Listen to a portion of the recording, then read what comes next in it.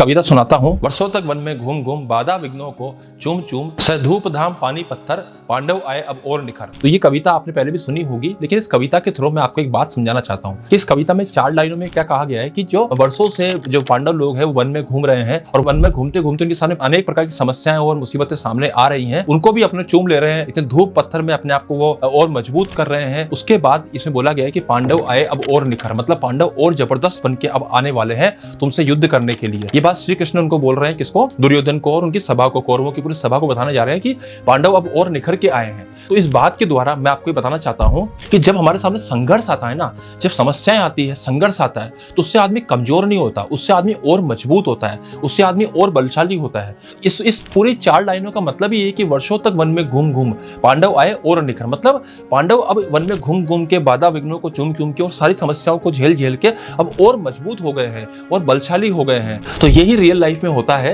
कि जब भी व्यक्ति के सामने मुसीबतें आती है, समस्या आती है, जब भी उसके सामने स्ट्रगल आता है, तो संघर्ष को देख के सोचता है कि संघर्ष शायद मेरे साथ ही क्यों हो रहा है। पर याद रखिएगा, अगर आपको संघर्ष देखने को मिल रहा है, अगर आपके जीवन में स्ट्रगल है, संघर्ष है, उस संघर्ष के साथ अगर आप तैयारी कर रहे हैं तो उस संघर्ष के प्रति घृणा मत कीजिए, क्योंकि उस संघर्ष आपको असली में मजबूत बना रहा है। तो ये जो संघर्ष है ना, वो हमारे जीवन का एक ऐसा हिस्सा है जो हमको और ज्यादा बलशाली बनाता है, और ज्यादा धैर्यवान बनाता है और ज्यादा मजबूत बनाता है। धन्यवाद।